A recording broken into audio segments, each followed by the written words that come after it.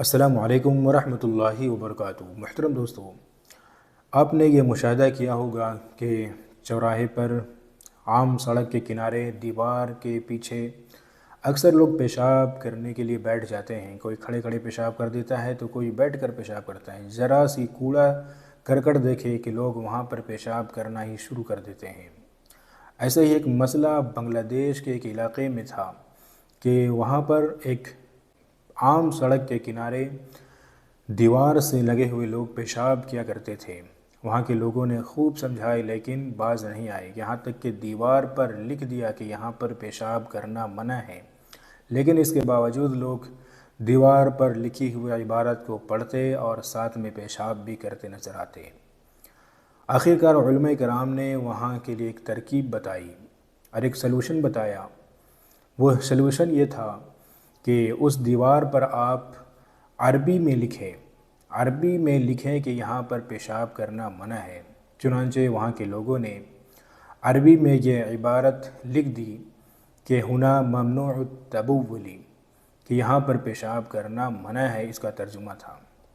پھر کیا تھا کہ اس عبارت کے لکھنے کے بعد وہاں پر پیشاب کرنے کا جو مسئلہ ہے وہ دھیرے دھیرے ختم ہو گیا، اور اس کی وجہ یہ تھی کہ چونکہ دیوار میں عربی لکھی ہوئی تھی اور عربی ہر شخص نہیں سمجھ سکتا کہ یہاں پر کیا لکھا ہوا ہے، اور چونکہ قرآن اور حدیث کی زبان بھی عربی ہے، لہٰذا لوگ یہ سمجھنے لگے کہ پتہ نہیں دیوار پر کوئی قرآن کی آیت لکھی ہو یا کوئی حدیث کا جملہ لکھا ہوا ہو، لہٰذا اسی بے ادبی سے بچنے کے لیے لوگ وہاں پر پیشاب کرنے سے باز آنے لگے، وہاں پر پیشاب کرنا مناسب نہیں سمجھنے لگے۔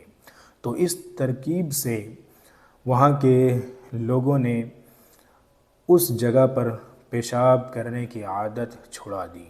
تو کبھی کبھی ایسا طریقہ اختیار کیا جاتا ہے جو عام طریقوں سے بالکل مختلف ہوتا ہے۔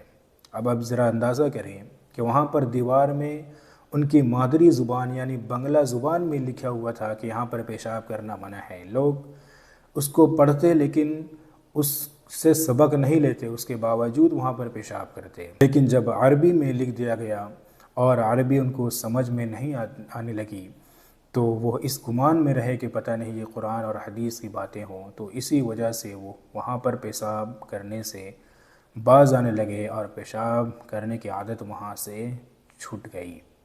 اللہ رب العزت ہم تمام کو پاکی اور صفائی کے ساتھ رہنے کی توفیق عطا فرمائے، آمین۔